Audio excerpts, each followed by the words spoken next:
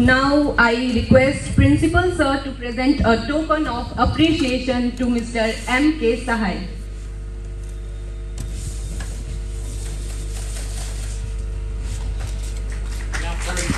Thank you, sir. Keep applauding. I request Dr. Jagmohan Sir, Assistant Professor, Department of Political Science, to felicitate Mr. John Albert.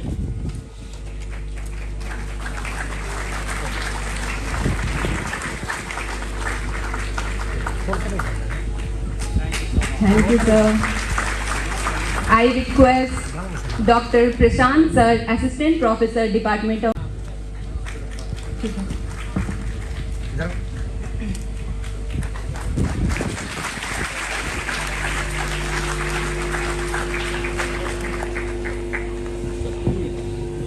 Our college regularly organizes events for the engagement of our students and guide them time to time. There are many forces behind it. So firstly, I would request Dr. Sasank Sekhar Jha Sir, Director PETC, for the brief note. Pre-examination training center of our college is running successfully with the support from Government of Bihar, which provides free coaching classes for BPSC and other competitive examinations for the students from backward and extremely backward classes. Dr. Sasank Sekhar Jha Sir.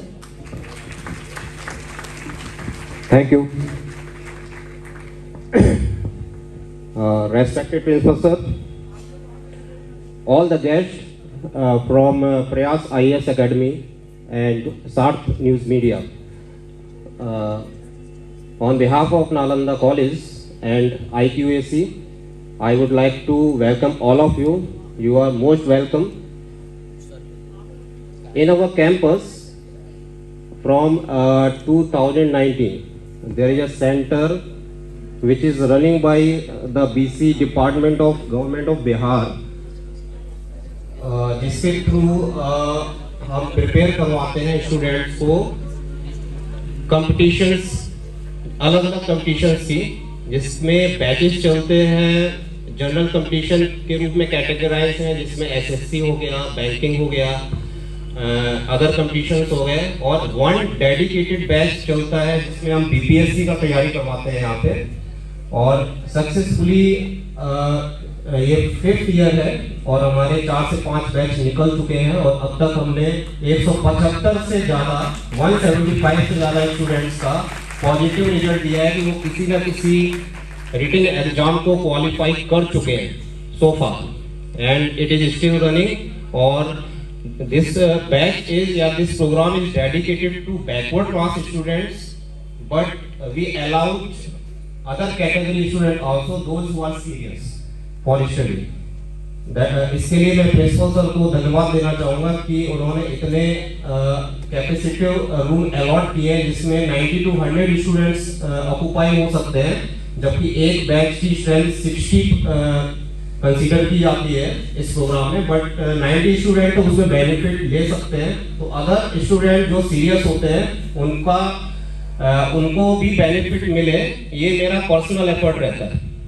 And जो teacher इस programme में जो teacher हैं वो आपके जिले के, आप में से बहुत सारे स्टूडेंट्स पढ़ चुके हैं, आपके जिले के जो बेस्ट टीचर हैं जो मेरे संपर्क में हैं, उनसे मेरा प्रयास रहता है कि वही आपको कॉलेज आके पढ़ाएं और जिससे आपका रिजल्ट और अच्छा हो सके और बेटर हो सके। अब आज के प्रोग्राम की अगर बात करें तो इस तरह का प्रोग्राम जब से इस कॉलेज को मैंने ज्वाइन किया है, फर्स्ट टाइम है कि इस तरह का career counselling programme large scale पे हो रहा है। डिपार्टमेंटल स्केल पे होता रहता है, बट लार्ज स्केल पे पूरे कॉलेज प्रांगण के स्टूडेंट्स के लिए एक साथ ऑडिटोरियम में इस तरह का ये अपने आप में पहला प्रोग्राम है। इसके लिए मैं प्रिंसिपल सर और डॉक्टर विनीत लाल को धन्यवाद देना चाहूँगा। इस तरह के प्रोग्राम होने बहुत ही जरूरी है, जिससे कि स्टूडेंट्स के मन में जो डाउट है कैरियर को लेके, वो डाउट अगर पढ़ाई के साथ साथ क्लियर हो जाए तो कॉलेज से निकलते निकलते उनके दिमाग में क्लैरिटी होगी कि उन्हें क्या करना है। क्या करना है अगर समझ में आ गया है तो कैसे करना है का रास्ता अपने आप आपके सामने खुल जाएगा, और आपको हेल्प करने के लिए यहाँ पे प्रोग्राम होते हैं, सारे शिक्षक हैं आपके कैपेसिटी रखते हैं जो आपको गाइड कर सके, आपका मार्गदर्शन कर सके। अगर आपके मन में डाउट है, और सारे टीचर अपनी पूरी कोशिश करते हैं कि आपके डाउट दूर किए जा सके। समय समय पे पर्सनल काउंसलिंग भी देते हैं और इस तरह के प्रोग्राम भी होते रहते हैं। तो इसके लिए मैं बहुत बहुत धन्यवाद देना चाहता हूँ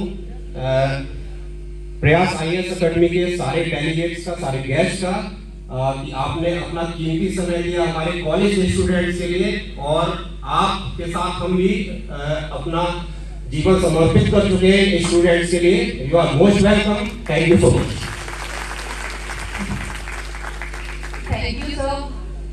As I have said earlier that our college have been organizing such kind of events from time to time, and there are many forces behind it.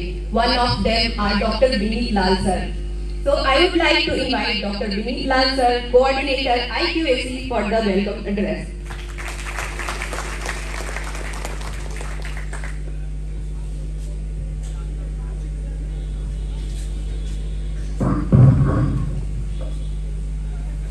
नमस्कार सभी को। Student counselling cell and IQAC with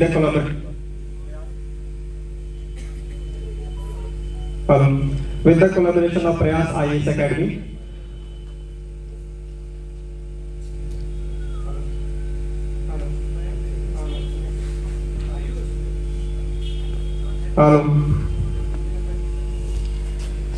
इस career counselling session में आप सभी का स्वागत है, हार्दिक अभिनंदन है। विशेष करके प्रयास IAS एकेडमी की जो टीम यहाँ पर आई है, जो एक्सपर्ट्स आए हैं, उनका नालंदा कॉलेज पूरे परिवार की तरफ से हम लोग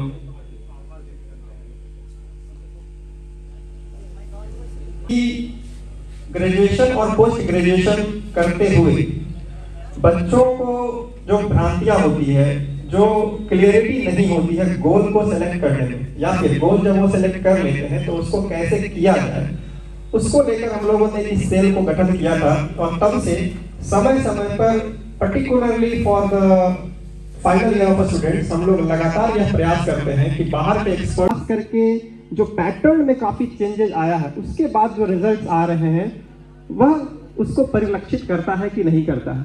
केवल हम लोग खुद में ही इसमें प्राउड फील कर रहे हैं कि बिहारी है तो बस IAS ही बनेगा, लेकिन अगर आप देखेंगे पिछले 5-6 साल और 10 सालों में तो इस परसेंटेज में काफी कमी आई है।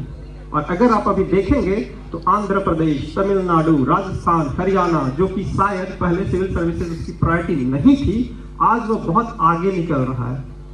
उसकी वजह यही है कि हम लोग केवल अपना हॉबी बनाकर उसको छोड़ दे रहे हैं। उसको करना कैसे है, हम में क्षमता है या नहीं है, वो शायद हम लोग बहुत चिंतन नहीं करते हैं। और इसलिए बहुत जरूरी है कि इस तरीके के करियर काउंसलिंग इंटरेक्शंस हम लोगों के बीच में लगातार होते रहे।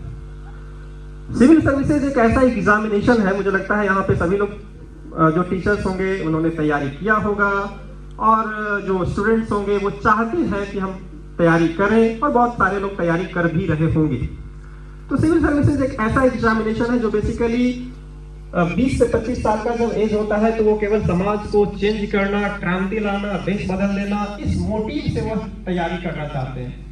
लेकिन यह सच में हो पाता है कि नहीं हो पाता है, वो आप अपने देश और समाज की स्थिति को देख करके बहुत अच्छे तरीके से देख रहे होंगे। तो ऐसी क्या चीजें हो जाती हैं कि वही व्यक्ति जो 20-25 साल में बहुत आइडियल होता है, देश और समाज को बदल देना चाहता है, वो वहां पर जा करके खुद ही उस सिस्टम का अंग बन जाता है, और पावर को कैसे एंजॉय किया जाए, पावर को कैसे डेलीगेट नहीं किया जाए, उसी तरीके से वो लगा रहता है। तो इसका मतलब है कि एग्जामिनेशन में भी कुछ ऐसे प्रॉब्लम्स हैं जो बदलाव की जरूरत है, और बहुत सारे बदलाव लाए गए हैं।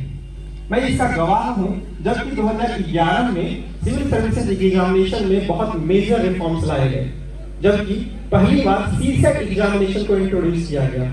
उस समय DP अग्रवाल करके एक बहुत ही क्रांतिकारी चेयरमैन बने थे, और वो 6 साल अभी तक के इतिहास में अगर आप देखे हो कि UPSC का चेयरमैन सबसे ज्यादा दिन तक कोई रहा हो तो वो DP अग्रवाल थे, IIT दिल्ली के प्रोफेसर थे। उसके अलावा आप सबको देखो 1 साल 2 साल में हट जाते, वो 6 साल रहे, और उन्होंने बहुत सारे मेजर चेंजेस लाए। और वो मेजर चेंजेस किसी के लिए बहुत अच्छा रहा और किसी के लिए बहुत खराब हो गया। और वह कारण है कि हम जैसे बैकग्राउंड को जो बिलोंग करता है वो कहीं न कहीं उस एग्जामिनेशन में पिछड़ते चले गए। और इसीलिए जब मैं जेएनयू में था तो इसके खिलाफ 2014 में वहां पे मूवमेंट किया था। अब उसी के बाद 2015 में उस सीसेट एग्जामिनेशन के जो पेपर्स थे उसको क्वालिफाइंग नेचर का बना दिया गया। मतलब 2011 से लेकर 2014 तक जो सीसेट पेपर 2 था उसके मार्क्स मेरिट में जोड़े जाते थे। लेकिन उस आंदोलन के बाद, जिसका मैं गवाह हूँ, मैंने इसको स्टार्ट किया था क्योंकि उस समय तक बहुत सारे रिपोर्ट्स आ चुके थे, खास करके एक निगेटिव कमेटी है, उसने अपने रिपोर्ट में बताया था कि किस तरीके से बहुत सारे सोशल बैकग्राउंड के जो बच्चे हैं उसमें ठीक से रिप्रेजेंटेशन नहीं हो रहा है। जब सामने से रिपोर्ट्स आ रहे थे कि बच्चे जो आ रहे हैं वो होमोजेनाइज्ड है, एक ही तरीके के लोग आ रहे हैं, इंजीनियरिंग बैकग्राउंड के, मैनेजमेंट बैकग्राउंड के आ रहे हैं, और सोशल साइंसेस बैकग्राउंड और रूरल बैकग्राउंड के बच्चे छूटते चले जा रहे हैं। और वो मेजर चेंजेस 2015 में नरेंद्र मोदी की सरकार जब आई 2014 में, तो उसके बाद वह हो गया। और अभी आप देखते होंगे तो तब से लेकर अभी तक वह क्वालिफाइंग नेचर का, मतलब कि जीएस का जो फर्स्ट पेपर है केवल उसके मार्क्स ही जोड़े जाते हैं। दूसरा जो पेपर है वो केवल क्वालिफाइंग है, मतलब कि उसके मार्क्स नहीं जोड़े जाते हैं, केवल आपको 33% नंबर लाना होता है और आप उसमें क्वालिफाई कर जाते हैं। लेकिन मेंस में भी बहुत मेजर चेंजेस लाए गए। मेंस में पहले दो, आपको जो पता होगा कि पहले दो ऑप्शनल पेपर चुना जाता था, और उस ऑप्शनल पेपर के कारण बहुत सारे जो मेहनत करने वाले जो बच्चे थे, जिनका बैकग्राउंड बहुत अच्छा नहीं था लेकिन उनका ऑप्शनल पेपर बहुत अच्छा था, उसके कारण से वो निकल जाते थे। लेकिन उसके बाद जो रिफॉर्म्स लाए गए उसमें एक ऑप्शनल कर दिया गया और जीएस के पेपर को 4 पेपर बना दिया गया। और वह पेपर भी जो है वो बहुत क्वांटिटेटिव एप्टीट्यूड का, बहुत ही एक अप्लाइड बेसिस पे पूछा जाने लगा, जो कहीं न कहीं एक खास बैकग्राउंड के लोगों के लिए ज्यादा आसान हो रहा था। इसलिए जो पैटर्न में चेंजेस आ रहे हैं उसको देखने की जरूरत है। केवल तैयारी करना एक रास्ता हो सकता है, लेकिन तैयारी कैसे किया जाए सिविल सर्विसेज का, यह बहुत जरूरी है आप सभी को जानना। और इसीलिए यह जो एक्सपर्ट टीम है आपके साथ बातचीत करने के लिए आई है। मुझे लगता है कि सिविल सर्विसेज एग्जामिनेशन जो है वो 2 चीजों का डिमांड करता है। जो भी आप तैयारी कर रहे हैं, आपके अंदर 2 क्वालिटी होनी चाहिए। एक कंसिस्टेंसी, क्यों? क्योंकि वो उनके अंदर कंसिस्टेंसी था और पेशेंस बनाए उन्होंने रखा, धैर्य रखा कि छोड़ना नहीं। यहाँ पे बहुत सारे ऐसे स्टूडेंट्स हैं कि उनको लगता है इंटर करते करते कि फर्स्ट अटेम्प्ट बस 21 साल हो जाए हमारा, 21 साल का वो वेट कर रहे हैं और मैं कैसे क्वालिफाई नहीं कर सकता हूँ। तो 5 लाख से ज्यादा लोग एग्जामिनेशन देते हैं और you are not the only one. आपको कैसे पता कि दूसरे लोग जो है वो आपसे ज्यादा मेहनत नहीं किए होंगे? आप केवल अपने बारे में जानते हैं। इसलिए यह बहुत जरूरी है इस एग्जामिनेशन को जब आप तैयारी करते हो तो लगातार अपने आप को एवेल्यूएट करते रहो। लगातार आप देखो कि दूसरे से हम बेहतर हैं या नहीं है। केवल अपने एक जिसको कहते हैं कूप मंडूक होना, यह नहीं होना चाहिए। 5 लाख विद्यार्थी में कभी 900 कभी 800 लोग सिलेक्ट होते हैं। इसलिए यह बहुत जरूरी है कि जो आपका कंसिस्टेंसी है, आपका पेशेंस है और ऑनेस्ट एफर्ट आपका होना चाहिए। केवल एफर्ट नहीं, आप ईमानदार रहें अपने प्रयास में, लगातार आपको ईमानदारी बरतना है। दिखाने के लिए केवल नहीं, जैसे चलता है ना कि 15 घंटा तैयारी करनी, 15 घंटा पढ़ना है, लेकिन ऐसे बहुत सारे विद्यार्थी होंगे जो रोज अपना हर हफ्ता में अपना रूटीन बदलते होंगे। रूटीन बनाने का बहुत अच्छा यहाँ पे एक मजा आता है लोगों को। 6 बजे उठना है, 7 बजे ये करना है, 8 बजे ये करना है, 9 बजे पॉलिटिक्स पढ़ना है, 9:30 बजे ये करना है। रूटीन एकदम टफ बना दिए, 16 घंटे पढ़ाई करने का। 2-3 दिन पढ़ाई किए केवल दिखाने के लिए, टाइम देख रहे हैं, अच्छा अब पॉलिटिक्स का टाइम हो गया, अच्छा हिस्ट्री का टाइम हो गया, लेकिन उससे बहुत ज्यादा कुछ होगा नहीं। आप हमेशा ही फ्लेक्सिबल रहें, अपने अनुसार करें, लोगों को सुने, लोगों से प्रेरित हो, लेकिन आप अपना जो जानते हैं कि हमारी क्या खूबी है, हमारी क्या कमी। भाई बहुत सारे ऐसे लोग होंगे जो कि सुबह उठना नहीं चाहते हैं, और जब इंटरव्यूज आप देखोगे तो हो सकता है बहुत सारे लोग बोलेगा 4 बजे मैं उठता हूँ, और आप ऐसे हो जो कि 2 बजे पढ़कर सोते हो। तो आपका यह खूबी है कि आप लेट नाइट पढ़ते हो, आप उसमें अच्छा करो। जबरदस्ती का 4 बजे उठ करके पढ़ना और बेवजह का अपने आप को सजा देना और उससे कुछ फायदा नहीं होने वाला है। उससे अच्छा है कि हम में जो खूबी है उस पर हम ज्यादा ध्यान देकर अपने तरीके से रूटीन बनाए, फ्लेक्सिबल रहे। और अगर हमको लगता है कि 15 घंटे की चीज को हम 8 घंटे में कर लेते हैं, 9 घंटे में कर लेते हैं, 7 घंटे में कर लेते हैं, भाई जबरदस्ती क्यों है कि 15 घंटा हम पढ़े? तो स्मार्ट वर्क है ना। और सिविल सर्विसेज में बहुत जरूरी स्ट्रेटेजी कि आपका जो रणनीति है वह बहुत ही सटीक होनी चाहिए। और इसलिए जब पढ़ाई करना स्टार्ट करते हो तो सबसे इंपॉर्टेंट चीज है सिलेबस। सिलेबस को बहुत अच्छे तरीके से आप देखो और क्या पढ़ना जरूरी नहीं है इस पर ज्यादा फोकस करो। क्या पढ़ना है वो बाद में, सबसे पहले क्या पढ़ना नहीं है इसको एलिमिनेट करना है, वह बहुत जरूरी है ना। तो सिविल सर्विसेज एग्जामिनेशन की तैयारी मुझे लगता है कि सभी को करनी चाहिए। आपका हॉबी है या नहीं है, आप चाहते हैं या नहीं है, लेकिन आपको जिंदगी में सिविल सर्विसेज की तैयारी करनी चाहिए जिससे कि आप एक अच्छे इंसान जरूर बनोगे। क्योंकि ये मैंने देखा है कि सिविल सर्विसेज आपको इतना परिपक्व बना देता है वो तैयारी करने के दौरान। वो जो एक प्रोसेस है ना सिविल सर्विसेज का, वो बेसिकली ज्यादा इंपॉर्टेंट है। उस प्रोसेस से गुजरते हुए आप इतनी सारी चीजों को सीख जाओगे जो शायद और कोई सीख नहीं सकता है। फिर आप किसी भी फील्ड में काम करो, स्टार्टअप चलाओ, बिजनेस करो, आप एसएससी की तैयारी करो, प्रोफेसर बनो, आप कहीं भी जाओगे आप एक्सेल करोगे।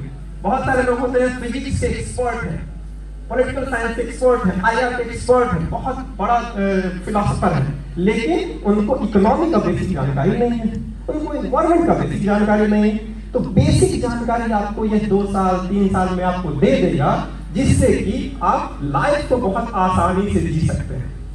इसलिए बहुत ज्यादा नहीं बोलते हुए जो यहाँ पे टीम आई है, मैं आशा करता हूँ कि आज जो बच्चे यहाँ पर आए हैं बहुत उम्मीद के साथ, बहुत आशा के साथ कि जो सिविल सर्विसेज के जो डिफरेंट डायमेंशंस हैं वह कैसे उसको पूरा करें। और इसलिए आप देख रहे होंगे कि ज्योग्राफी से लेकर के, इंटरनेशनल रिलेशन से लेकर के, सीसैट से लेकर के, डीआई से लेकर के, साइंस टेक से लेकर के सारे एक्सपर्ट यहाँ बैठे हुए हैं और आपके साथ बातचीत करेंगे। और सेशन के एंड में आप इंटरेक्शंस करो, अपने ओपिनियन, अपने सजेशंस, आपके थॉट्स, आपके क्वेश्चंस उस क्वेश्चन आंसर राउंड में रखो। और मुझे पूरा विश्वास है कि इस सेशन के बाद निश्चित रूप से आप ज्यादा इनलाइटन फील करोगे। इन्हीं शुभकामनाओं के साथ बहुत बहुत धन्यवाद।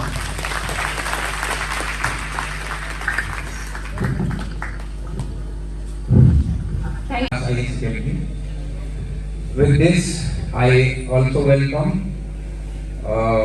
my teachers, Dr. Shashank Kumar Jha, Dr. Vineet Lal, Dr. Preeti Ma'am, and other faculty members who are present in this great historical hall.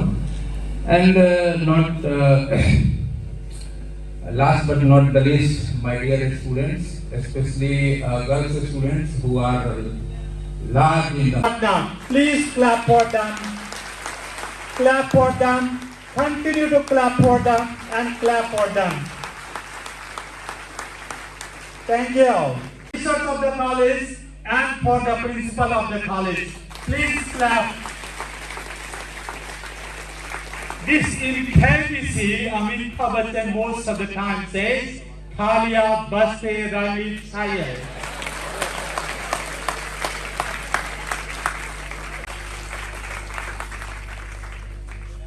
मैं थोड़ा माफी बोलता आपसे। I'm not able to speak Hindi. I'm not at all good at Hindi. My name is John Albert. I'm from Kerala. I'm basically a professor in the Department of French.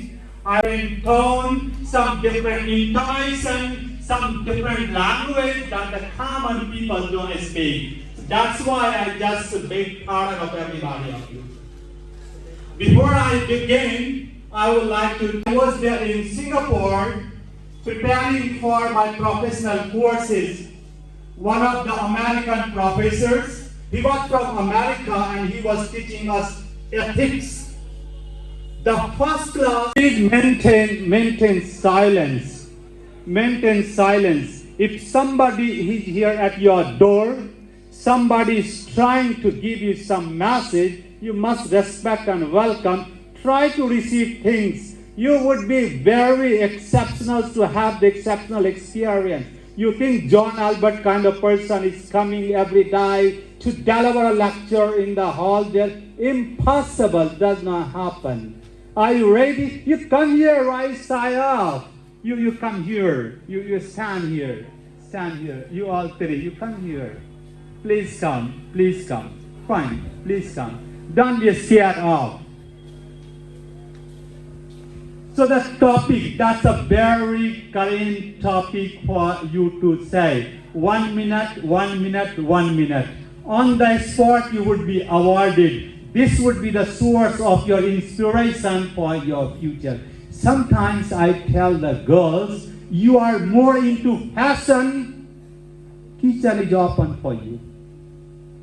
If you are more into fashion, be ready to build the bread there in the kitchen. If you are more into fashion at this age, be ready to take care of the children of your husband. Do you want that? If you are more into fashion, be ruled by your mother-in-law when mother-in-law is coming in future. So the topic is there. Topic is MSP. MSP. MSP. Got 3-4 questions based on it. What is MSP? The first question.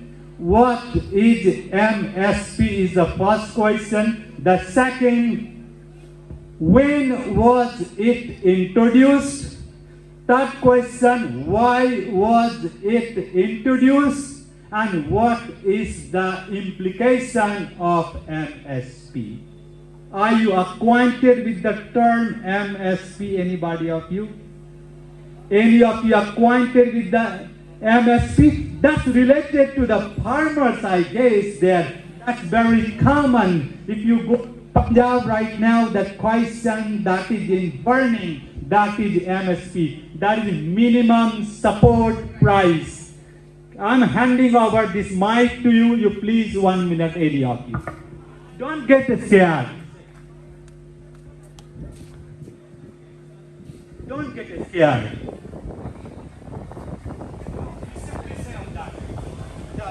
Let me go there.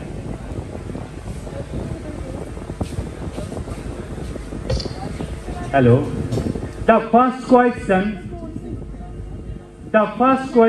what MSP is? Hello everyone, this is Akansha. So the question is, what is MSP? MSP is minimum support price. It is introduced in 1967 and it is for farmers. Why was it introduced? Why was it introduced? It is used for farmers for selling their goods, for their crops. Who introduced it? Sir, she's saying something to you. Who introduced it?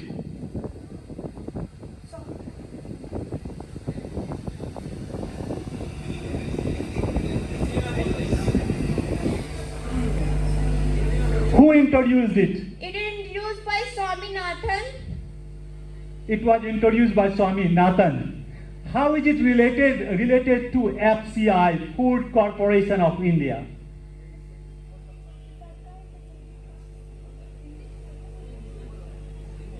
So language issue is there?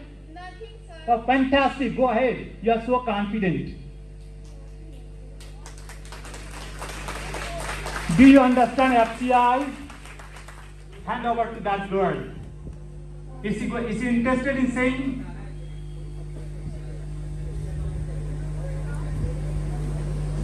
Does it have any connection with FCI? Please say. Good morning everybody, my respected teachers and my dear friends. I'm Dipti from Nalanda College. Please maintain silence, please. Yeah, okay, go ahead. Sir जैसा ना कि अभी question rise किए कि MSP क्या होता है and उसको मतलब क्या रिलेटेड है फूड कॉर्पोरेशन ऑफ इंडिया से, तो जैसा कि MSP मतलब वो मतलब लाया गया था 1967 में MS स्वामीनाथन के द्वारा, और उनको मतलब इसलिए लाया गया था कि वो कम बेस से अपने मतलब हमारे यहाँ जो कम लेवल के शेड्यूल कास्ट हैं या फार्मर्स हैं या वो ऐसे भी मतलब जो लोग हैं उनकी मदद की जाए कम स्तर पे, उनको ज़्यादा एफर्ट्स मतलब जो लोग एबल नहीं हैं उस चीज़ को कर पाने में वो एबल हो पाए इस चीज़ को करने में। एंड है उससे मतलब कॉर्पोरेशन ऑफ फूड का है इसमें कॉन्ट्रैक्शन कि अगर एक फार्मर मतलब को अच्छे लेवल पे कम स्तर पे अच्छा दिया जाता है करने के लिए तो वो बेस्ट करेंगे, और बेस्ट करेंगे तो कहीं ना कहीं हमारा देश का इकोनॉमिक कंडीशन अच्छा होगा। तो वो मतलब रिलेट होता है कॉर्पोरेशन ऑफ इंडिया से। Thank you so much. Fantastic. You are the future IAS. Fantastic.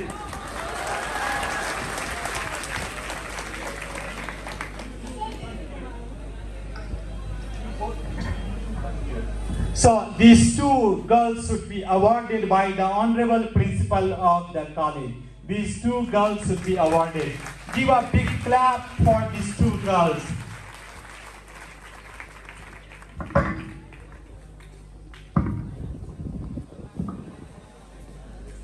Clap for both of them.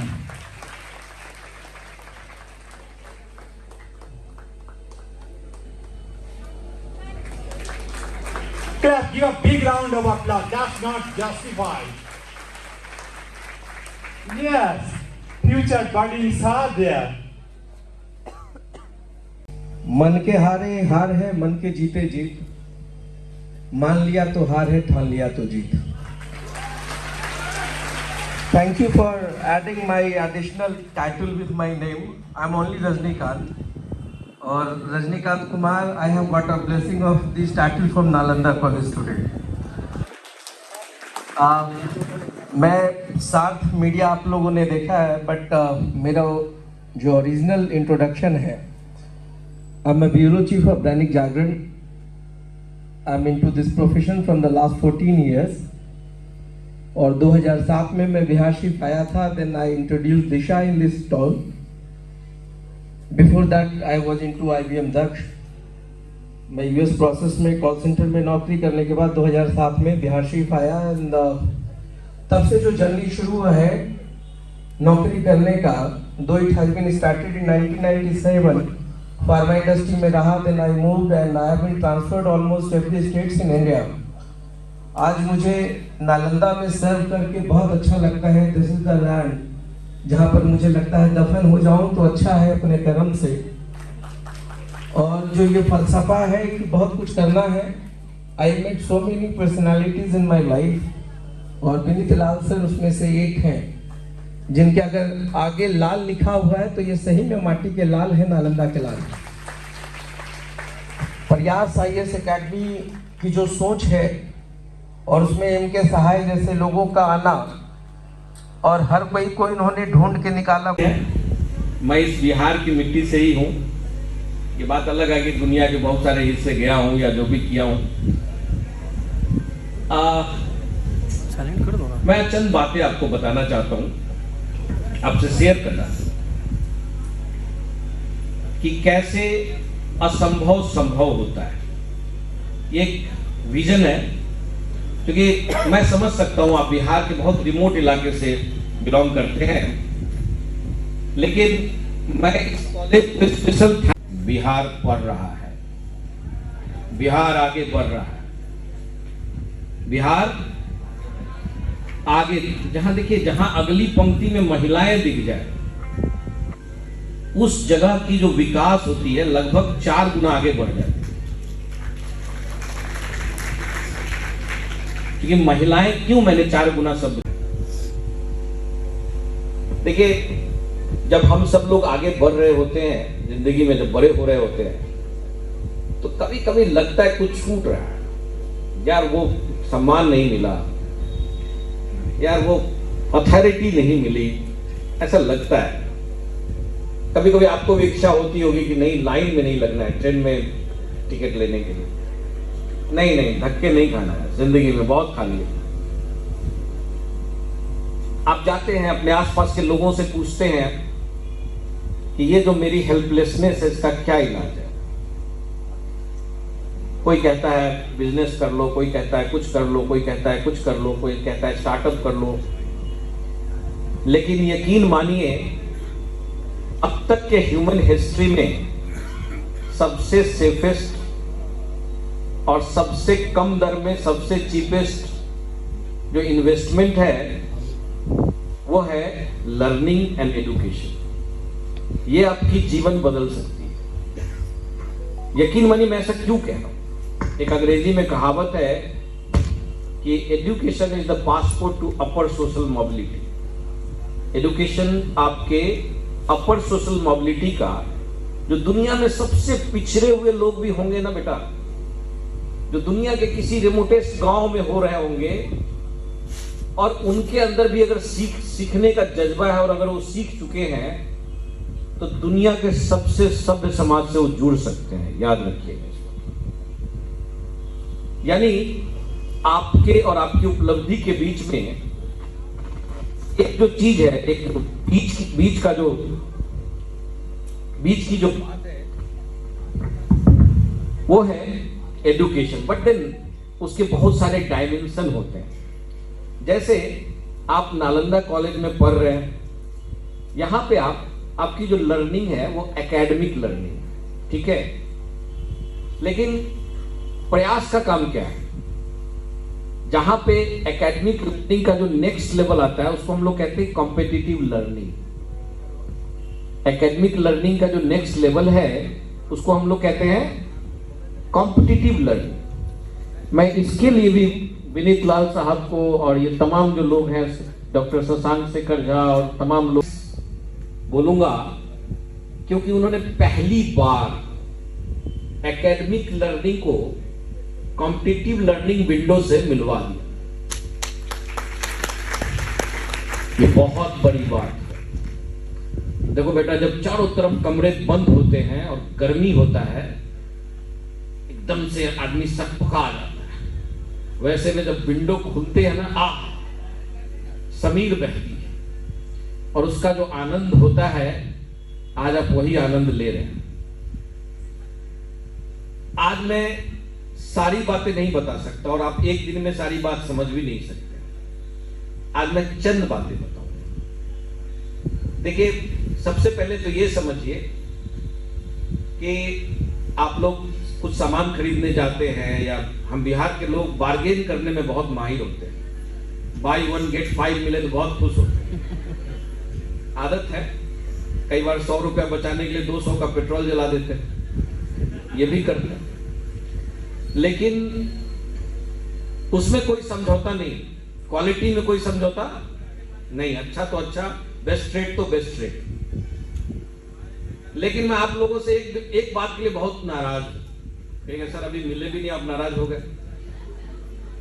मैं नाराज हूं आप लोगों से। मैंने अक्सर मिडिल क्लास फैमिली में ये बातें सुनी हैं, आईएएस नहीं मिला तो बैंक पीओ कर लो, बैंक पीओ नहीं मिला तो बीपीएससी कर लो, बीपीएससी नहीं मिला तो क्लर्क कर लो। सुना है नहीं सुना है? आप सुनते सुनते पक गए होंगे और हम थक गए। यकीन मानो, इस एटीट्यूड से जिंदगी में तुम कुछ भी हासिल नहीं कर सकते। एक ये एटीट्यूड देखिए, जब अवसर की बहुलता हो, जब आपके सामने पूरी गोल्डन अपॉर्चुनिटी खुली हुई है, जब सोने की लॉटरी लग रही है तो लोहे के पीछे कोई भागता है क्या? जब प्रयास आ गया, आईएएस और बीपीएससी का विंडो खुल गया, तो आप एसएससी के लिए भागेंगे क्या? तो पहली बात क्या है, बार्गेनिंग में एक नया आइटम जोड़ रहा है। आपके लाइफ में बार्गेनिंग में एक नया स्पेस जुड़ा। आप समझेंगे कि लाइफ में अब हम बेटर बार्गेनर कैसे बने। और एक चीज मैं बताता हूं, मैं क्यों कहा कि ये गलत मुझे लगा, क्योंकि एक 20 साल का आदमी जो होगा, 20 से 40, कुदरत ने हमें बनाया है बॉइलिंग ब्लड पीपल। हमारा खून अगर ठंडा है तो हम इंसान नहीं है। अगर 20 से 40 में आपका खून ठंडा है तो आई डाउट। इसका मतलब क्या है? 20 से 40 में आपको होना चाहिए non compromising towards your goal. क्या होना चाहिए? अगर IAS चाहिए तो नथिंग लेस देन दिस। तो आप कहेंगे कि सर जो करते हैं वो तो मंगल ग्रह से करते होंगे, इनफालिबल होते हैं, इनविंसिबल लोग होते हैं, बड़े बड़े लोग होते हैं, ये होते हैं, वो होते हैं, ऐसा दिमाग में आता है। अब मैं आपको कुछ बातें बताऊंगा तब आप समझेंगे। 2010 में मैं UPSC भवन में घूम रहा था, वहां एक बच्चा, उसकी पैंट फटी हुई थी और शर्ट में भी बटन टूटा हुआ था। इसी बिहार का था वो बच्चा। उसके पिताजी रिक्शा चलाते थे, लोकेश कुमार।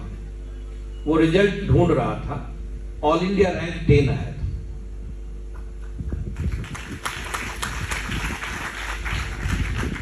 दो 2014 में 1 लाया। मेरे यहां एक बच्चा आया था 99 में, बहुत रो रहा था। वो युवराज सिंह का बैचमेट था और वो रो इसलिए रहा था कि उस साल उसके पिताजी का डेथ हो गया। वो IFS थे, वो दार्जिलिंग से उसने पढ़ाई करी थी। बहुत रो रहा था क्योंकि वो ऑफ स्पिनर था और युवराज के साथ खेलता था। उसका नाम था ध्रुव गुप्ता। था क्या अभी है? मैंने कहा वो सरोजनी नगर, दिल्ली के सरोजनी नगर मोहल्ले में रहता था। उसकी एक बहन थी और मां थी और पिताजी उसी साल गुजर गए थे। बहुत दुखी था। दुखी इसलिए था क्योंकि पिताजी के जाने के साथ साथ उसकी स्लिप डिस्क टूट गई थी। 99 का वाकया है, मुझे आज भी याद है। स्लिप डिस्क टूट गई थी तो बहुत परेशान था कि क्रिकेट अब नहीं खेल पाएगा। हमेशा तकिया लेके आता था क्लास करने के लिए।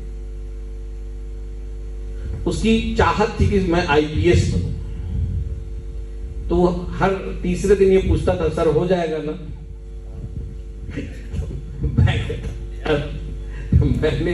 मैंने क्या वो खा रखी है?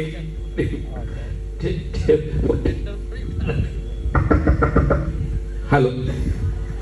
तो मुझे आप यकीन मानिए, वो लड़का बिलासपुर का IG है आज के लिए।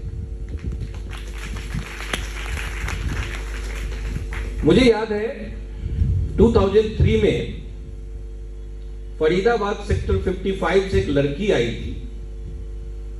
उसके पिताजी कहे कि अब तो हम रिटायर होने वाले हैं और उनकी मां MD यूनिवर्सिटी में हिस्ट्री की प्रोफेसर थी। अब हिस्ट्री के प्रोफेसर के बच्चे को पढ़ाना बहुत टेढ़ी खीर होती क्योंकि पहले से उनको हिस्ट्री बहुत कुछ आता है। अब उस लड़की के साथ एक और क्राइसिस था कि मिडिल क्लास फैमिली में होता क्या है कि अगर छोटी बहन अच्छा कर जाए तो बड़ी बहन पे बहुत टेक्निकल प्रेशर, सामाजिक दबाव बढ़ जाता है। वो लड़की के साथ संकट था कि छोटी बहन को REC regional engineering college Allahabad मिल गया। वो जो Motilal Nehru regional engineering college उन जमाने में नाम होता था, उनको मैकेनिकल इंजीनियरिंग में उनका एडमिशन हो गया। तो जो बड़ी बहन है वो सिंपल PG है। क्या होगा इसका? पिताजी बहुत नाराज है। एक जगह कोचिंग में गई तो टीचर को ही पढ़ाने लगी, नाम नहीं लूंगा उस कोचिंग का, बहुत नामचीन कोचिंग है। तो हमने कहा कि मुझे क्या पता क्या होगा, मैंने कोई वो कॉन्ट्रैक्ट थोड़ी लेकर किसका क्या होगा। आप मेहनत करिए, जो होना है हो जाएगा।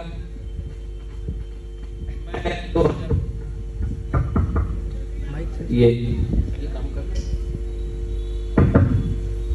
2015 में पटना आया, एयरपोर्ट पे आया ही था कि एक गाड़ी आ गई SP ऑफिस से। मैं नहीं समझ पा रहा था किसकी है।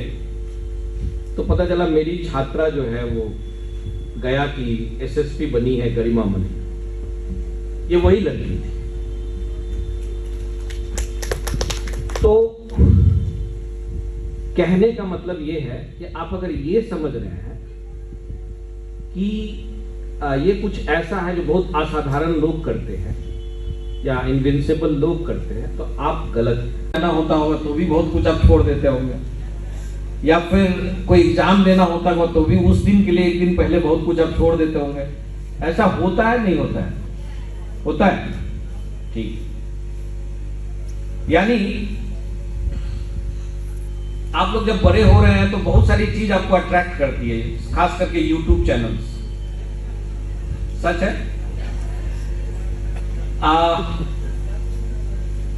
आप बहुत कुछ जब देखते हैं तो अंदर की तरफ वो जाता है, आप वैसा बनना चाहते हैं लेकिन बन नहीं पाते, गैप दिखता है। हर वो चीज जैसे महंगी गाड़ी, महंगा आलीशान बंगला, बहुत सारी चीजें हैं जो आप देखते हैं, पाने की तमन्ना भी करते हैं लेकिन वो उपलब्ध नहीं होता है। तो मन में आता है काश ये पालू इस चीज। अब ये मन में दो तरह से चीजें आती है। एक होती है टेम्पररी डिजायर, या इसको फेटिश कहते, फेटिश यानी थोड़े देर के लिए मन में बहुत सारी चीजें जिसको देख के चाहत उत्पन्न हो जाती। और एक होती है डेस्परेट डिजायर। ये क्या है? ये वो चीज है कि मुझे चाहिए तो चाहिए। मैं एक बात बता रहा हूं कि जब राम जी को कैरेक्टर शॉर्टलिस्ट करना था कि कौन आदमी हनुमान ये लंका जाएगा और रावण की ऐसी तैसी करेगा, कौन हो सकता है? बहुत सारे लोगों को ढूंढा उन्होंने, ढूंढते ढूंढते ढूंढते किसी ने कहा कि सर एक ही है। कौन है? हनुमान। क्यों है? सवाल ये उठता क्यों है? क्योंकि हनुमान जो है ना इतना फोकस्ड है, इतना लीनियर है कि एक बार एक लक्ष्य जब ये देखेगा ना तो चाहे हवा आ जाए, आंधी आ जाए, तूफान आ जाए, आप इसके पूंछी में आग लगा दो, कोई फर्क नहीं पड़ने वाला। ये बंदा वो काम करके ही आएगा। यानी इसके पास एक बीमारी है जिसका नाम है डेस्परेट डिजायर। ये बीमारी लगनी चाहिए नहीं लगनी चाहिए? क्योंकि अगर ये बीमारी आपको लग गई तो आप दुनिया में सबसे ज्यादा फोकस्ड व्यक्तित्व हो गए। ये सारी संकट हमारे लाइफ में इसी चीज की कि हम फोकस्ड नहीं है, वी आर नॉट फोकस्ड। हमने अपनी प्रायोरिटी बदल रखी, ये भी करना, वो भी करना, ये भी करना, वो भी करना, 100 चीजों के प्रति आपका दिमाग घूम रहा है। जैसे आप देखते हैं कि अगर आप फोकस्ड माइंड। अब आइए दूसरी बात पे आते हैं। पूरा फॉर्मूला जानना चाहते हैं? आधा नहीं, मन में नहीं आ रहा। पूरा जानना चाहते हैं? ठीक। देखिए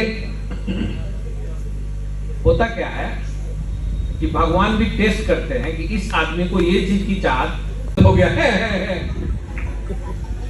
व्हाट इज दिस? आप बहुत कुछ कहेंगे, ज्यादा पढ़ेंगे तो घर वाले से लेके बाहर वाले तक बहुत कुछ कहेंगे। कुछ लोग तो सेल्फिश भी कहेंगे। मुझे याद है 2020 में एक बच्चा ऑल इंडिया रैंक नीट में 9 लाया। थोड़ी गाइडेंस मैंने भी उसको कर दी थी एनएलपी के माध्यम से। डॉक्टर कार्तिक रेड्डी नाम है उसका, भी वहां एम्स में पढ़ रहा है दिल्ली में।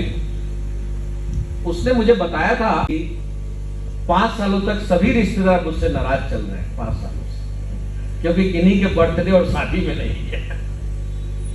क्योंकि जिंदगी में हर चीज हासिल नहीं हो सकती और हर चीज पाने की कोशिश करेंगे तो हर चीज खो देंगे आप। इसलिए कोई एक चीज पहले पाने का जज्बा तय कीजिए। तय करो किस ओर हो तुम, तय करो तुम क्या चाहते हो। तो सबसे पहले तुमको क्या करना होगा? तय करना होगा।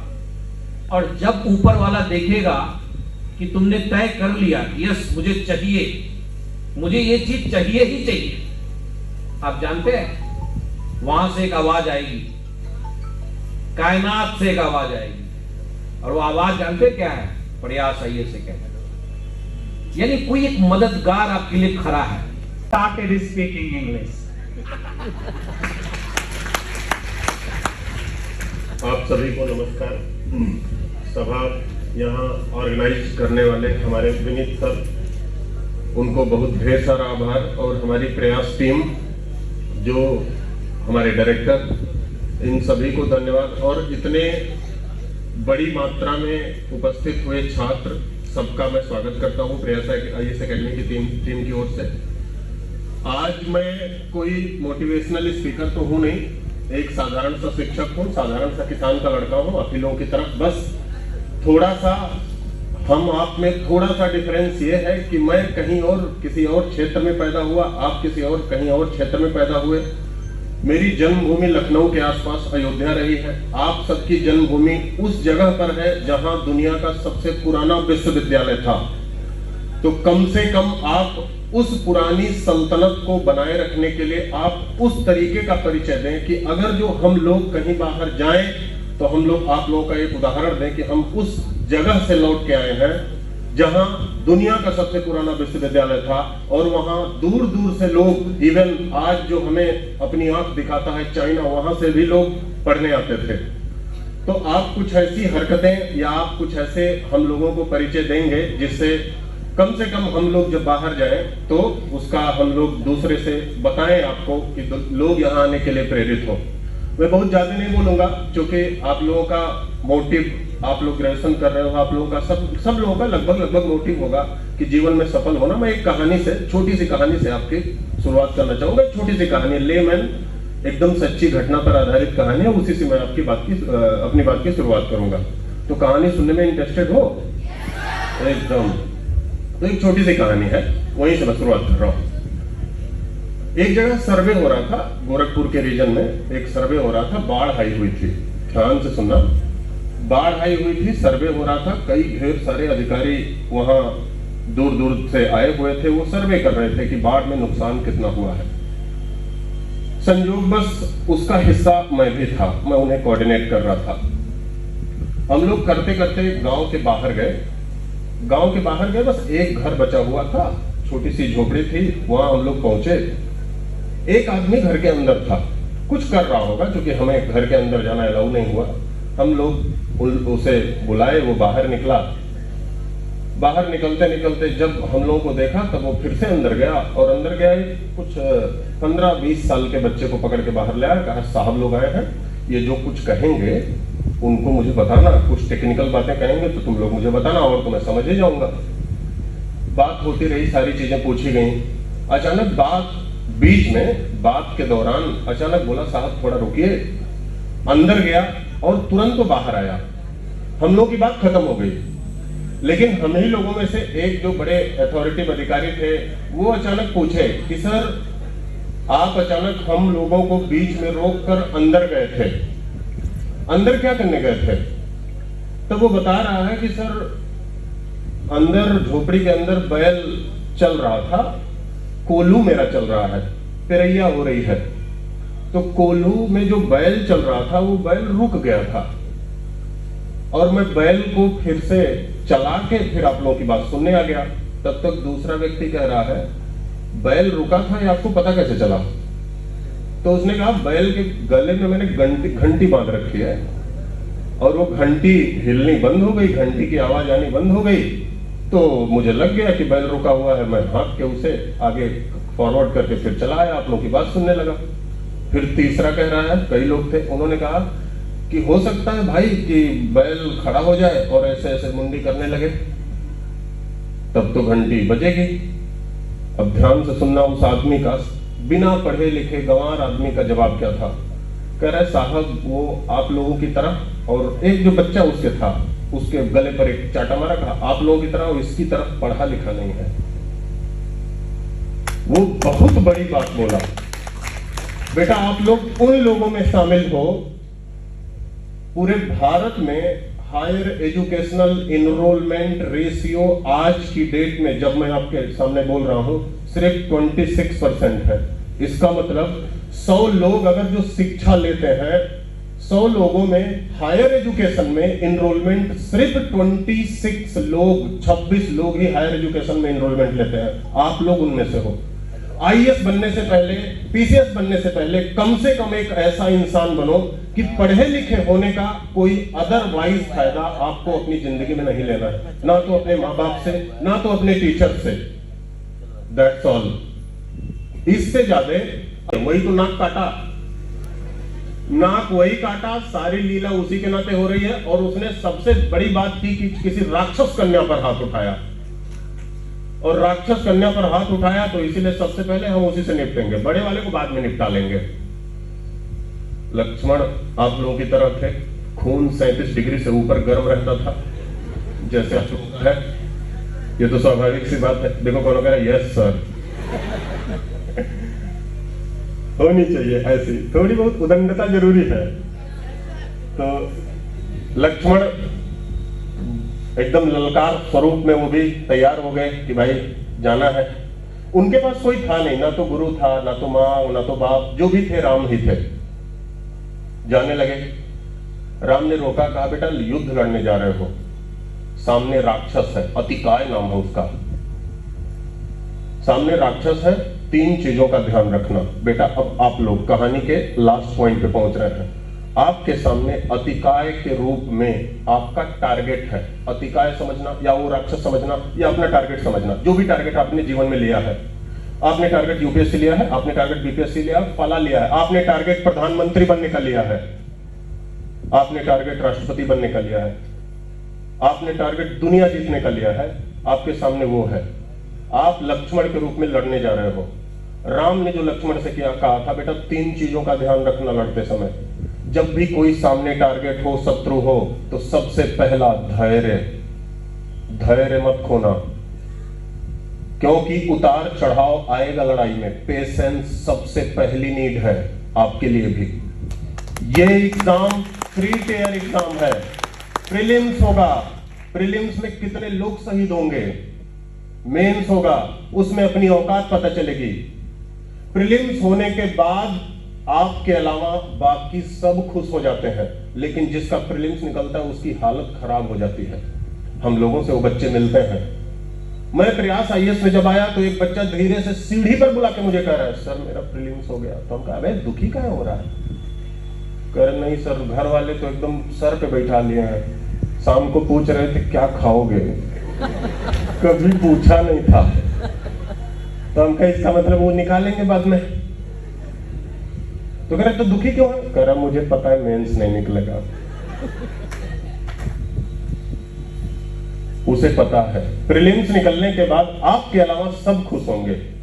जितनी तेजी से खुश होंगे उतनी तेजी से प्रीलिम्स, जब मेंस नहीं निकलेगा उतनी तेजी बेहुदा पता नहीं क्या कर रहा था। दूसरा धैर्य जरूरी है, दूसरा साहस का। लक्ष्मण जा रहे हो, धैर्य, साहस, पूरी तरीके से रहना, डिमोटिवेट मत होना। तीसरा विवेक, दिमाग। इन तीनों का योग सम्मिलित रखना, ना तो कुछ ज्यादा हो ना तो कुछ कम हो। ज्यादा साहस भी नहीं करना है। बैलों के पास हमसे ज्यादा ताकत होती है, हाथी के पास उससे ज्यादा होती है, गैंडे के पास उससे ज्यादा होती है। दिमाग हमसे कई गुना तेज दिमाग सुपर कंप्यूटर के पास है। उसने कल ही बता दिया था कि काल बैसाखी के कारण आज दक्षिणी बिहार में बारिश और तूफान आएगा। ये तो कल ही डिसाइड था, कल ही बताया गया। आप AIR न्यूज खोल के देख सकते हैं, सुन सकते हैं, उस पर कल ही बताया गया। तो सुपर कंप्यूटर है, लेकिन उतना तेज दिमाग भी हमें चाहिए। उसी रूप में अगर जो आपको कोई भी एग्जाम सक्सेस को कुछ भी किसे स्टॉप करना है, जिंदगी से 3 C डिलीट कर देना है अगर जो सफल होना हो। First C is stop complaining. शिकायतें करना क्या करना पड़ेगा? मैं इसलिए नहीं पढ़ पाया या इसलिए नहीं पढ़ पाई क्योंकि उस दिन लाइट नहीं थी। धत तेरी, ये कौन सी बात है? मैं इसलिए नहीं पढ़ पाया क्योंकि उस दिन T2 के इनका बर्थडे था, इसलिए कोचिंग नहीं आया, इसलिए कॉलेज नहीं आया। Stop criticism. क्रिटिसिज्म करना बंद करो बेटा, बेवजह आलोचनाएं करना बंद करो। अगर जो हम शिकायतें कर रहे होते हैं तो आप ध्यान से बैठ के सोचिएगा, हम शिकायतें नहीं कर रहे होते हैं, हम अपने आप को डिफेंस कर रहे होते हैं शिकायतें करके। अगर जो हम क्रिटिसिज्म किसी का कर रहे हैं तो इसका मतलब वहां से जो हमें इनपुट मिल रहा है उसे खत्म कर रहे हैं। Stop condemning. किसी को कंडेम मत करो, किसी का तुरंत दोषारोपण मत करो। कोई कुछ कह रहा है, हो सकता है किसी बैकग्राउंड से कह रहा होगा, चुपचाप सुनना है। एक अच्छा श्रोता ही अच्छा वक्ता बन सकता है। और अंतिम बात, महात्मा गांधी ने कहा था, ऐसे लोगों पर समय व्यर्थ नहीं करना है जिनमें परिवर्तन की क्षमता ना हो। जो लोग आपको लग जाए कि वो परिवर्तित होने वाले नहीं है, ऐसे लोगों पर समय नहीं व्यर्थ करना है। अगर जो वो कह रहे हैं कि सर ये जो आप बोल रहे हैं ये माइक नहीं है, ये इमली का पेड़ है, ध्यान से देखना है, हाँ भैया इमली का पेड़ है, बहुत अच्छी बात है। ऐसे लोगों पर समय व्यर्थ नहीं करना है। उन्होंने साफ साफ कहा है, stop arguing themselves who not changing. जो चेंज नहीं हो रहे हैं, जो बदलने की क्षमता जिनमें नहीं है, जिनमें सुनने की क्षमता नहीं है, उनसे आर्ग्यू मत करो। अपने जीवन का एक एक समय कीमती है आपके जीवन का, उसे व्यर्थ मत करो। तो मैं बहुत ज्यादा इस मुद्दे थे, उन्हीं में से कुछ 200-300 लोग से ज्यादा अधिक विदेशों से आते थे। उन्हीं में से कुछ हैंसंग थे जो चीनी यात्री थे, वो भी प्रसिद्ध थे, और कुछ पुर्तगाली यात्री भी थे, वो सभी विद्या अध्ययन करने यहाँ पे आते थे। मतलब यहाँ का सिलसिला था कि विद्या का, यहाँ से ज्ञान की भूमि थी, ज्ञान का दीप था जो यहाँ से प्रतिदिन जलता था और पूरे वर्ल्ड को, पूरे विश्व को अपने ज्ञान के दीप से प्रकाशमय करता था। अर्थात यहाँ से ही ज्ञान की उत्पत्ति सबसे पहले इतिहास में देखने को मिलती।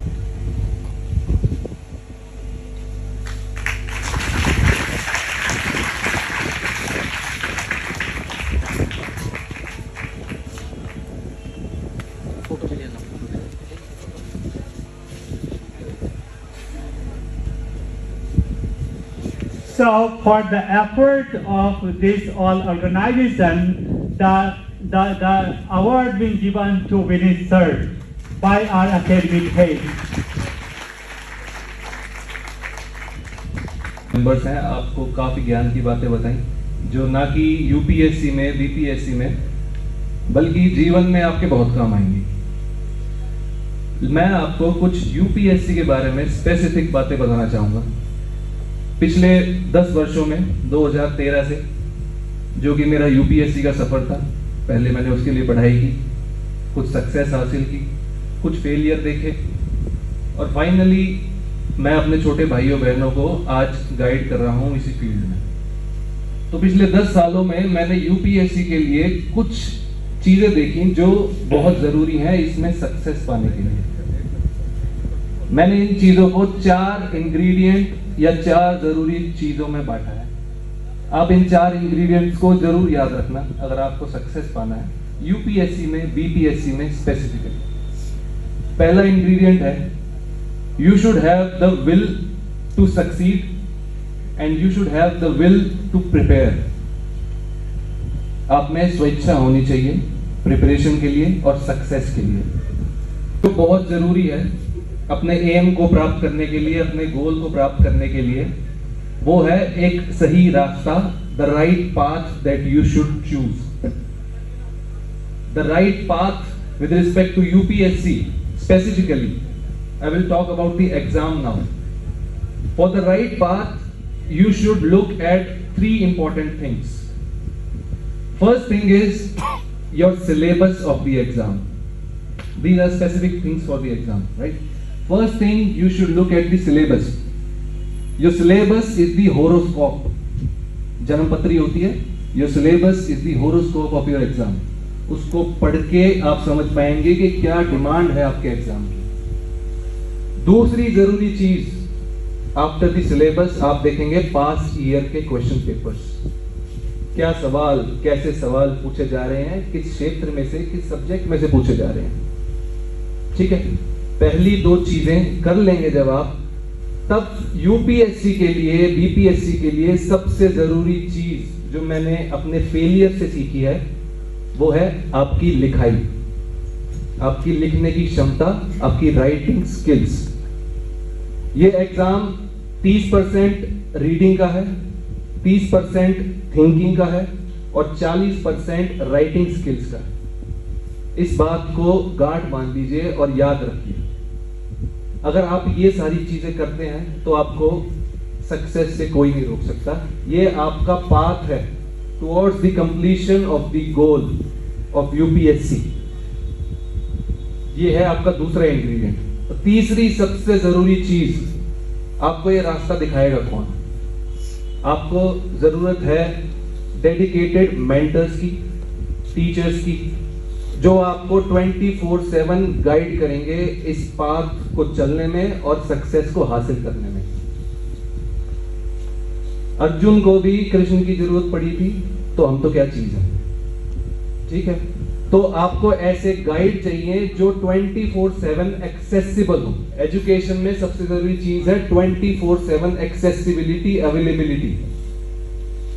मुकेश सर यहाँ बैठे हैं, मैं आज इनको 12 बजे भी कॉल करता हूं तो ये कॉल उठाकर मेरा डाउट क्लियर करते हैं। मैं आज भी इनका स्टूडेंट हूं।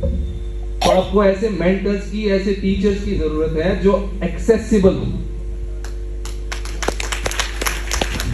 ये है आपका तीसरा इंग्रेडिएंट। और चौथी सबसे जरूरी चीज, चौथा इंग्रेडिएंट, वो है आपकी सेल्फ स्टडी, वो है आपकी मेहनत, वो है आपका प्रयास। जब आप ये 4 चीजों को इकट्ठा करके अपने साथ लेकर चलेंगे तो 100% मैं गारंटी लेता हूं कि you will succeed in this exam.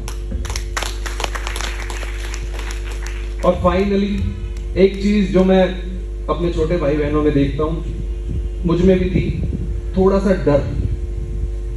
डर रहता है कि क्या होगा अगर नहीं हुआ तो, क्या कहेंगे लोग, क्या कहेंगे घर वाले, क्या कहेगा समाज।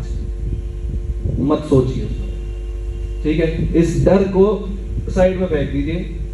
इस जीवन में इस डर का कोई स्कोप नहीं है। इस प्रिपरेशन में डर का कोई स्कोप नहीं है। फुल फ्लेजेडली एंटर हो जाइए और सिंगल एक डायरेक्शन में चलते चलिए without thinking anything else, okay. और हमेशा अगर जब भी डर लगे तो एक जावेद साहब का एक शेर है, उसे याद रखिएगा। क्यों डरना, जीवन में क्या होगा, क्यों डरना, जीवन में क्या होगा, कुछ नहीं होगा तो तजुर्बा होगा, ठीक है। ये 4 इंग्रेडिएंट्स ध्यान में रखिए, डर को साइड में रखिए। मेरी बेस्ट विशेस आप सबके लिए। Hope I will see you soon, very soon. Best of luck. To call upon the stage Professor Avinash Giri.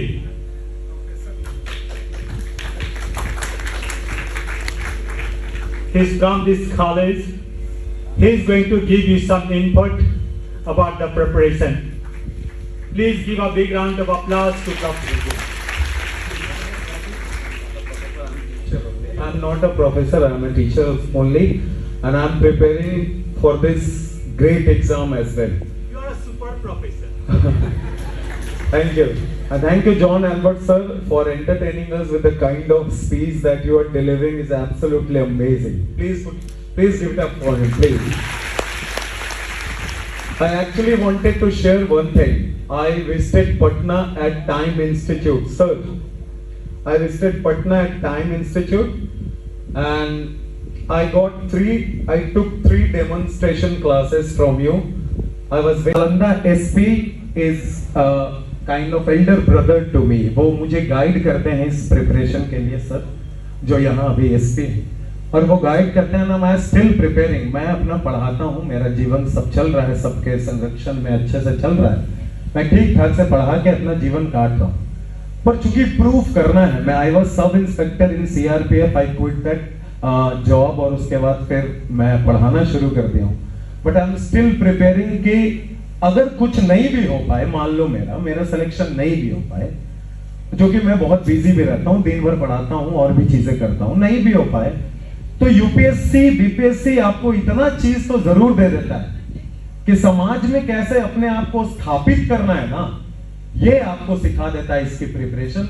इसलिए लाइफ में जरूर करनी चाहिए, इसलिए डेफिनेटली करिए preparation. And I am sure कि प्रयास institute will never let us down, and I do have full trust on this particular institute.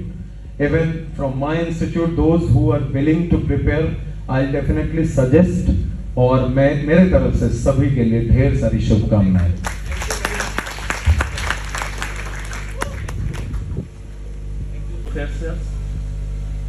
और बैठे सभी भाइयों एवं बहनों को बहुत बहुत धन्यवाद। सर ने बात बोला कि हमें मोटिवेशन की जरूरत नहीं पड़ती है, बिल्कुल सही बात है। बिहार को मेहनत की धरती मानी जाती है, और हम लोग बोलते भी हैं कि जब तक तोड़ेंगे नहीं तब तक फिर से एक बार, जब तक तोड़ेंगे नहीं तब तक। बहुत बढ़िया। अब दूसरी बात है कि प्रयास क्या है। तो एक छोटा सा वाक्य है हमारे साथ कि सर हमारे लखनऊ से हैं, तो इनके घर हमें जाना हुआ था, तो सर बोले कि आप मतलब कार से ही आ जाइए, पटना से सीधे हमारे घर आ जाइए, अभी अयोध्या के लिए आ जाइए। तो बोले सर कितना टाइम लगेगा? तो बोले सर 8-10 घंटे में आप पहुंच जाइए। तो फिर हम निकले, लेकिन जाने के क्रम में ये हो गया कि हम रास्ता थोड़ा भटक गए और 10 घंटे के बजाय हमें 16 घंटे का समय लग गया। तो फिर सर के घर पहुंचे, बोले सर बहुत लेट आप कर दिए। तो बोले सर ऐसे ऐसे हो गया कि रास्ता हम भटक गए, थोड़ा सा लॉन्ग प्रोसेस से हमें आना पड़ा। तो प्रयास यही है कि आपके इस भटकाव को क्या करेगा, पूरा बंद कर देगा, आपके रास्ते को क्या कर देगा, आसान कर देगा। प्रयास का यही मोटो है कि देखिए आप सेल्फ स्टडी जरूर करते हैं, लेकिन जो रास्ता आप चलेंगे उस रास्ते को हमारी टीम, हमारा प्रयास क्या करेगा, थोड़ा छोटा करेगा और आपके जो भटकाव है उसको बिल्कुल ही बंद कर देगा। जितने भी हमारे टीचर हैं उस भटकाव से आपको पूरी तरह से छुटकारा दिलाएंगे और एक शॉर्टकट रास्ता अपनाएंगे हम लोग साथ में। दूसरी बात है हमारा कि सर अयोध्या की बात कर रहे थे, तो आमतौर पे बोला जाता है कि दिल्ली यूपीएससी की अयोध्या है, तो बिहार मेहनत की काशी है। और अयोध्या से, हैदराबाद से सभी लोग आ ही गए हैं, काशी हम लोग खुद हैं, तो अयोध्या और काशी दोनों साथ हो गए हैं, तो विजय तो निश्चित है बाबू। एक बात आया था पेशेंस का, कि सर ने बोला कि पेशेंस 2-3 एग्जाम देते हैं, पेशेंस खो देता है आदमी। तो एक बात याद रखना कि रात को वक्त दो गुजरने के लिए, सूरज अपने समय से निकलेगा। आपका रिजल्ट का होना या आपका सक्सेस होना एक फिक्स टाइम है उसका, उसी टाइम का आप जरूर से इंतजार करिए। आप आराम से वो टाइम पे ही आपका पूरा सक्सेस आपको मिलेगा। एक सर बता रहे थे सेक्रीफाइस का, बिल्कुल सही बात है कि आपको कुछ चीजों का तो सेक्रीफाइस करना ही पड़ेगा। सेक्रीफाइस का मतलब क्या है? सबसे पहले तो आपको नींद से सेक्रीफाइस करना पड़ेगा। बहुत लोग बहुत सोते हो, तो सेक्रीफाइस करना ही पड़ेगा आपको। दूसरा, भूख से भी सेक्रीफाइस करना पड़ेगा, थोड़ा सा उसको भी मैनेज करके आपको चलना पड़ेगा, क्योंकि होता क्या कि जब भूख लगती है तो नींद हमें नहीं आती है। तो उस 2-3 चीज का सेक्रीफाइस करना। फैमिली का भी कभी कभी आपको सेक्रीफाइस करना पड़ेगा। होली आ रहा है तो सब लोग क्या करोगे, पूरे घर में चले जाओगे। और होता क्या है, पढ़ाई का एक प्रोसेस है, अगर आप बीच में उसको 2-4-10 दिन के लिए ब्रेक करते हैं। Of time, you can ask our mentors one by one any questions that you have. I'm repeatedly saying, don't hesitate. If you hesitate here, you are blocking the future way. Don't hesitate. Whatever the questions you have, 10 minutes we are with you. Ask one by one questions, get satisfied answer, and reflect your life and touch the sky. Thank you all.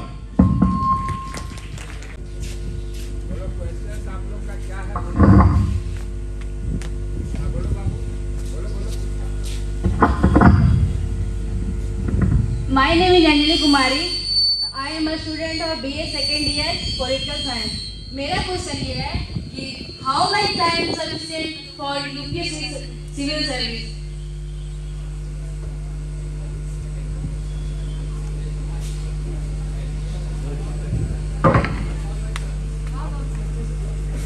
एक और mic होगा।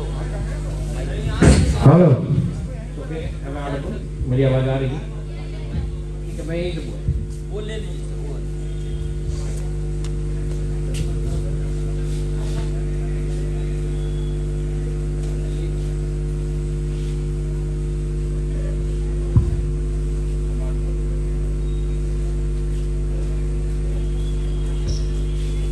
अंजलि, जहाँ तक मैं आपके सवाल को समझ रहा हूँ, you want to inquire about the duration or daily routine. What is your question? My question is daily routine.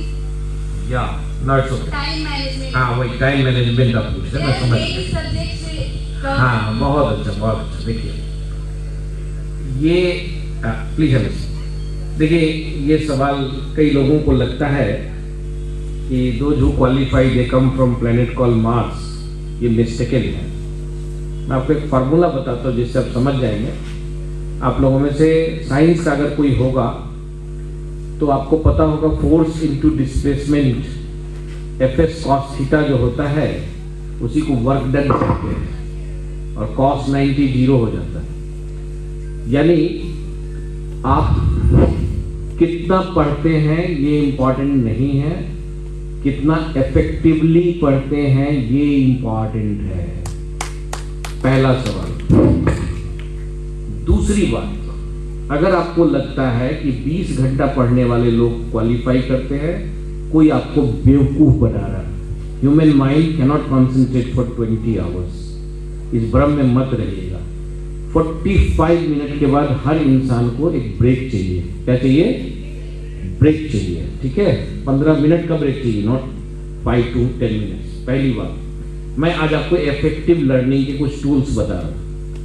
Effective learning में 4-5 चीजें चाहिए। आप 45 के आप 6 ब्रेक मैक्सिमम ले सकते। कितने? 6 घंटा। 6 से 8 घंटा consistent learning more than enough है दुनिया के किसी भी एग्जाम को क्वालिफाई करने के लिए। क्या बात मैं बता रहा हूँ समझिए। 6 से 8 घंटा, क्योंकि आदमी को 8 घंटा सोना भी जरूरी है और केवल पढ़ने से कुछ भी नहीं होगा। पढ़ने में क्या क्या चीज होता है समझिए। जब आप किसी चीज पे फोकस करते हैं, ठीक है, सुनते हैं या क्लासरूम में आप गए, क्लासरूम में आप सुन रहे हैं, आप जब करें, क्लासरूम बहुत जरूरी होता है। तो वहां पे आपके दिमाग में 3D पिक्चर बनता है और आप वहां पे लिखना शुरू करते हैं। जब आप बहुत गौर से सुनते हैं वो चीज आपके अपने लैंग्वेज में लिखते हैं तो वो हार्ट में जाती है। और क्लास के बाद जब उस चीज पे दिलचस्पी होती है और आप उसके बारे में बियॉन्ड सोचते हैं, उसके बारे में चीजें ढूंढते हैं और उसके पेरिफेरी कोर और सब चीज पे बहुत डेप्थ एनालिटिकल उस एस्पेक्ट में जाते हैं, तो वो चीज आपके सोल में जाती है। तो पढ़ाई का मतलब सिर्फ लिखना भी नहीं है, सिर्फ रट्टा भी नहीं है और सिर्फ सुनना भी नहीं है। ये बहुत हॉलिस्टिक प्रोसेस है जिसमें जो चीज आप पढ़ रहे हैं वो चीज आपको दिखनी चाहिए और आपको टच करनी चाहिए आपके सोल से। जब वो जिस दिन वो सोल में टच कर गई, आप वो चीज कभी भूल नहीं सकते। इसलिए किसी को कोई स्लो लर्नर होता है उसको ज्यादा टाइम चाहिए, कोई बहुत फास्ट लर्नर है उसको कम टाइम चाहिए। लेकिन ऐसा नहीं है कि 20 घंटा चाहिए, ठीक है? आप जैसे अगर मान लीजिए आप क्लास आपका 4 घंटा क्लासरूम चल रहा है, तो उस 4 घंटे की क्लास को रिवाइज करने के लिए 2-3 घंटे और ले लीजिए आप, और 2-3 घंटे और आप पढ़ लीजिए। मैक्सिमम 3 आवर्स आप रखिए, उससे ज्यादा पढ़ने की जरूरत नहीं है। थोड़ा डिटॉक्स करने के लिए एक फिजिकल गेम भी रखिए, चाहे बैडमिंटन खेलते हैं बैडमिंटन खेलते, कबड्डी खेलते कबड्डी खेलिए, उससे आप डिटॉक्स करेंगे अपने माइंड को। बहुत सारे टॉक्सिन जनरेट होता है और वो आपके क्रिएटिव पोटेंशियल को बढ़ाएगा। क्योंकि यूपीएससी के क्वेश्चन बुकिश नहीं होते हैं, यूपीएससी के क्वेश्चन क्रिएटिव थिंकिंग बेस्ड होते हैं।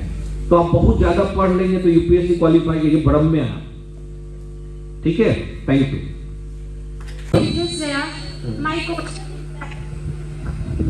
My question is that what is the basis of choosing optional paper?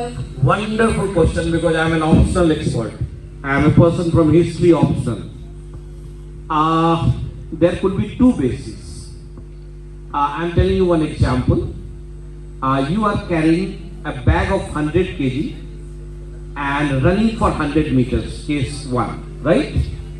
You are carrying a bag of 10 kg and running 100 meters. Who else will run faster? Second one or first one? I gave you 2 options. One, what is the first option? Person carrying 100 kg bag and running. Person carrying 10 kg bag and running. Who will feel lighter? Second one. Very good. Well answered. Now, the same thing applies in optional. There are 2 types of optional. One is called as dry optional. Dry. And one is spicy, like our food. You know, without the spice, you can't cook some food. So now the point is that there are some optional which overlap with the general studies. Now it is GS oriented UPSC. Before 2010 it was optional oriented UPSC. Now it is GS oriented. So out of 1750, 1000 marks constituted by GS, right?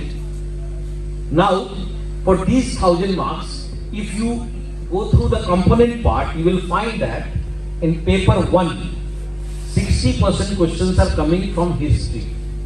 So those who are from history background, what is going to happen with them, tell me? Load of paper 1 will be lighter or heavier? Lighter. In the same way, paper 2, governance, constitution and all those IR, those who are with pol science optional, what is going to happen with them? Paper 2 will be lighter for them. The same is not going to happen with psychology or any other boring subject. Are you getting my point? Are you getting my point? As I told you, there are some subjects which are dry and some subjects which are spicy. Not working and I am not complaining, sir. आपने बोला ना stop C. पर seriously मैंने वो complain नहीं कर रहा. My throat is not working, but still I am trying. And I need a louder yes, sir. You want to listen a song? Yes, sir. I'm not getting you. Can I have the louder voice? Yes or no? Yes. Okay. पक्का motivational वाली feeling आ रही है मेरे को speaker वाली के मैं हंसने गाने के लिए है पल दो पल इसे खोना नहीं खो के रोना नहीं जिंदगी हंसने गाने के लिए है पल दो पल तेरे गिरने में भी कोई हार नहीं तू आदमी है अवतार नहीं ओ तेरे गिरने में भी कोई हार नहीं तू आदमी है अवतार नहीं इसे खोना नहीं खो के रोना नहीं साथ में जिंदगी हंसने गाने के लिए है पल दो पल थैंक यू सो मच